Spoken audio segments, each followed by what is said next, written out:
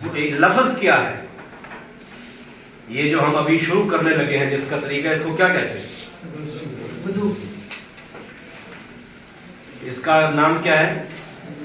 واؤ کے سارے چھپ کر کے بھی لگتے کوئی گڑبڑ ہے، ہاں ساری چپ ہو کے بھی گڑبڑ ہے، اللہ آپ کو خوش رکھے۔ یہ وضو واؤ کے پیش کے ساتھ، زبر کے ساتھ نہیں۔ جو آپ ہاتھ دھوئیں گے، پاؤں دھوئیں گے، منہ وغیرہ، ساری یہ کیفیت جو ہے اس کو کہتے ہیں وضو، ٹھیک ہے نا؟ واؤ کے پیش کے ساتھ۔ میں شاید پہلے بھی کہہ چکا ہوں، اسی بات میں کہیں بات ہوئی ہے، یہ وضو ہے۔ اب اگر واؤ کی زبر کے ساتھ پڑھیں گے، وضو کہیں گے، تو وضو کہتے ہیں اس جگہ کو، اس برتن کو جس کے اندر وضو والا پانی ڈالا گیا ہے۔ اب مثلا لوٹا ہے، ٹھیک ہے نا، اس لوٹے کو آپ لایا جا رہے ہیں، جو برتن جس میں پانی کیا ہے وضو کے لیے رکھا گیا ہے، تو اس اگر آپ کہیں گے وضو واؤ کے زبر کے ساتھ، تو یہ وہ برتن مراد ہوگا جس میں وضو کا پانی ہے۔ اگر آپ اس کو زیر سے پڑھیں گے وضو واؤ کی زیر کے ساتھ، تو جس پانی سے آپ وضو کر رہے ہیں وہ پانی مراد ہوگا۔ سمجھ تو کچھ نہیں ہے؟ تو اس لیے یہ بولتے وقت بھی کیا ہے اس کا احتیاط کہ لفظ اصل کیا ہے؟ وضو۔ یہ چھوٹے چھوٹے موتیوں کو جو آپ نے کہیں لڑی میں پرو دیا کرو، اٹھو گے چاولوں کے نیچے آ جائے گی بات، کل کو پھر بھول جاؤ گی ساری باتیں۔ کوشش یہ ہے رب کی توفیق سے کہ سارا کچھ نچوڑ آپ کو ایک مجلس میں دے دیا جائے، پھر چیزوں کو پلے بنا کرو۔ تو آئیے سب سے پہلے پڑھنا ہے بسم اللہ۔ ہاں سجدہ ہو گیا، سجدہ کا طریقہ آپ نے سمجھ لیا، ہاتھ دھو لیا، اس کے بعد آ کے بسم اللہ، صرف اتنا پڑھنا ہے۔ کتنا؟ بسم اللہ، صرف بسم اللہ ہی پڑھیں گے مکمل، کیونکہ نبی علیہ الصلوۃ والسلام فرماتے ہیں لا وضوء لمن لم یذکر اسم اللہ علیہ، اس بندے کا وضو نہیں جس نے بسم اللہ نہیں پڑھا۔ مکمل بسم اللہ الرحمن الرحیم پڑھنا نہیں، صرف کتنا؟ بسم اللہ۔ آپ وضو شروع کرتے، بھول گئے، درمیان میں یاد آ گیا پڑھ لیں، آخر میں یاد آ گیا پڑھ لیں، بسم اللہ نہیں پڑھی وضو نہیں ہوگا۔ اب بسم اللہ پڑھ کے وضو شروع کریں۔ سب سے پہلے پاؤں دھونا ہے، ٹھیک ہے؟ سب سے پہلے آپ اگر پانی لینے کی کیفیت ایسی ہے کہ اوپر ٹوٹی ہے یا لوٹے سے ہے، تو آپ دائیں ہتھیلی پہ لیں، دائیں ہاتھ پہ لیں، ٹھیک ہے نا؟ ٹوٹی ہے نلکا تو آپ دائیں ہاتھ کو دے کر دائیں سے بائیں ہاتھ کو، ہاتھ دونوں دھونے کے بعد پھر یہ ہاتھوں کی انگلی جو ہے، کاش کی یہ طریقے میں، چلو خیر سننے والا کو پتا ہے، تو یہ انگلیاں جو ہے نا دوسرے ہاتھ کی انگلیوں میں ڈال کے کیا کرنا ہے؟ خلال، لفظ خلال ہوتا ہے، کیا کرنا ہے؟ خلال۔ یہ خلال ہوگا تاکہ انگلیوں کے بیچ میں بھی جو جگہ ہے وہ بھی خشک نہ رہے۔ اب یہ خلال ہو گیا، ہاتھ جو ہے نا وہ یہاں جوڑ تک دھونا ہے۔ تو اس کے بعد آگے آپ نے کیا کرنا ہے؟ بعض لوگ ساتھ ساتھ وضو کے ساتھ چپ، بات نہیں کرنی دوران وضو، اور بعض جو اشہد اللہ اشہد اللہ، جیسے ابھی ناپاک تھا پلیت تھا وہ ابھی پاک ہو رہا ہے۔ یہاں یہ چیزیں نہیں ہیں، دوران وضو پر توجہ دینی چاہیے، ضرورت کی بات ہے تو کسی سے کی جا سکتی ہے، ممانعت نہیں ہے، اور یہ کلمہ شہادتین کے بھی پڑھنا نہیں۔ اب آپ وضو ہاتھ دھو لیے، ہاتھ کے بعد آگے کرنی ہے کلی۔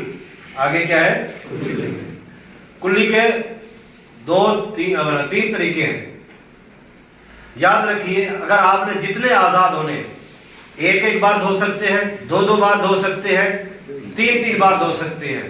تین سے جو زیادہ بار عضو کو دھوئے گا، نبی علیہ الصلوۃ والسلام فرماتے ہیں فقد عصى ابا القاسم وتعدى وظلم، اس شخص نے ابو القاسم کی نافرمانی کی، مخالفت کی، حد سے تجاوز کیا اور ظلم کیا۔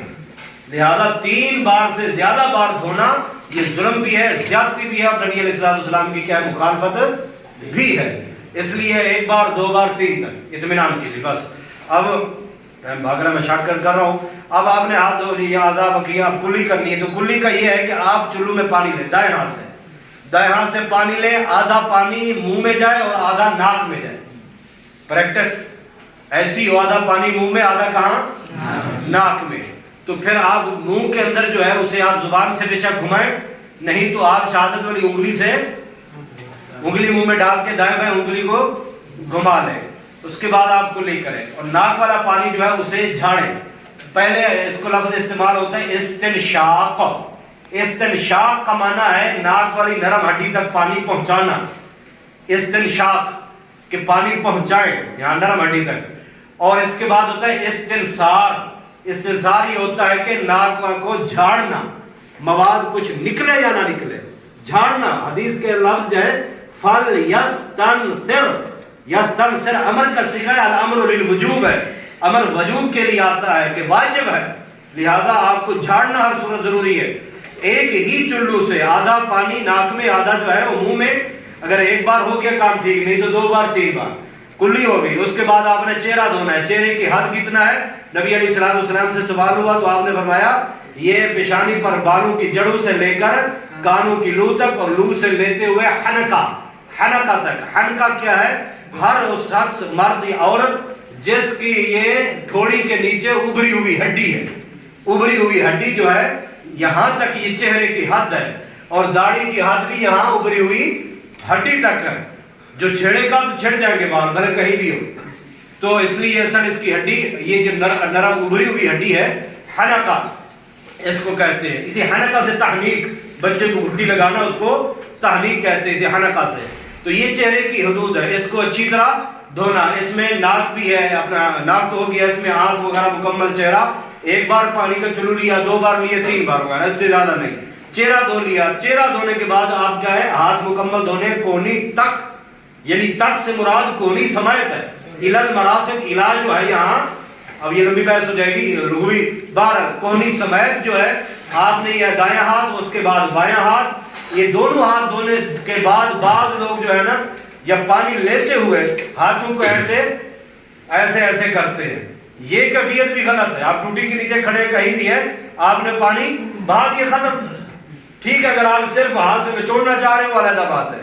اگر اس ہاتھ دونوں کو کونی تک پانی پہنچا کے اب کرنا ہے مسح اسی پانی سے. جی اچھا آگے جانا چاہ رہے ہیں تو کوئی ویسے جلدی والا تو بے شک چلا جائے. تو اب کہاں لائن میں جا رہے ہیں؟ ہاں، ہاتھ دھونے کے بعد کیا کرنا ہے؟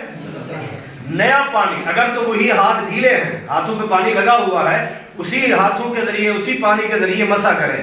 مسح کا طریقہ یہ ہے کہ آپ اپنے ہاتھوں کی انگلیاں پیشانی پر رکھیں، اور یہ جو بال ہیں پیشانی پر، انہی بالوں سے آپ ہاتھوں کو ٹچ کرتے ہوئے گدی تک لے جائیں، چھوڑ نہیں دینے. گدی کے بعد پھر ریورس لے آنے، ریورس اسی جگہ تک جہاں سے آپ نے شروع کیا وہاں تک آپ نے لے آنا. اس کے بعد آپ دیکھیں ہاتھوں کی کنڈیشن، اگر وہ تر ہے، پانی موجود ہے، تو اسی پانی کے ساتھ، اسی تر ہاتھوں کے ساتھ آپ کا اپنا کانوں کا مسح کریں، کانوں میں خلال کریں. نہیں تو آپ نیا پانی لے کر کان میں یہ شہادت والی یہ دونوں انگلی ہیں ان کو ڈالیں، اور انگوٹھے سے ناک اپنا کان کے باہر والی سائڈ، انگوٹھے سے کان کی باہر والی سائڈ، اور شہادتین والی انگلیوں سے آپ اندر جو روڈ بنے ہوئے ہیں اس پوری انگل کو اندر گھمانا ہے تاکہ کوئی جگہ خشک نہ ہو جائے. کانوں کا مسح، اور یہ سر پورے کا مسح ہے، آدھے سر کا نہیں، پورے سر کا مسح کر لیا. اس کے بعد لوگ ہاتھ ایسے الٹا لے آتے ہیں گردن کی طرف. گردن کا مسح کرنا کسی صحیح اور کسی ضعیف حدیث میں بھی نہیں ہے. گردن کا مسح کرنا کسی وضو کے طریقے میں شامل ہے، سر کے مسح ہے، گردن کا مسح بالکل نہیں ہے، اور بدعت ہے، یہ شرم جائز نہیں ہے، اس کا کہیں ثبوت بھی موجود نہیں ہے. آپ نے سر کا مسح کر لیا. اب اس کے بعد آپ پاؤں دھویں، پہلے دایاں پاؤں پھر بایاں پاؤں، اسی میں بھی وہی کہاں تک دھونا ہے؟ یہ کم زیادہ سے زیادہ نصف پنڈلی تک. اب اس میں بھی خلال کرنا ہے، بھلے آپ دائیں ہاتھ کی شہادت والی انگلی سے دونوں پاؤں کا خلال کر لیں، یا دونوں ہاتھ کی انگلیوں سے آپ خلال کریں. آپ پاؤں مکمل دھو لیے، آزاد، کوئی خشک نہیں رہنا چاہیے. کیا نبی علیہ السلام سے پوچھا گیا، صحابہ نے کہا محبوب آپ ہمیں جانتے ہیں، ابو بکر، عمر، عثمان، یا فلاں فلاں، تو قیامت والے دن ان لوگوں کو جو بعد میں آئیں گے، یہ جو ثنائیہ کی کلاس میں پڑھ رہے ہیں آپ صلی اللہ علیہ وسلم سے محبت کرنے والے، ان کو کیسے پہچانیں گے؟ آپ نے فرمایا یاتون یوم القیامہ، اے میری امت کے وہ لوگ آئیں گے غرم بمحجلین من آثار الوضو، ان کے جو وضو والے اعضاء ہیں وہ دور سے چمک رہے ہوں گے، میں سمجھ جاؤں گا یہ میرے ہیں. کمال ہے یہ رب العالمین.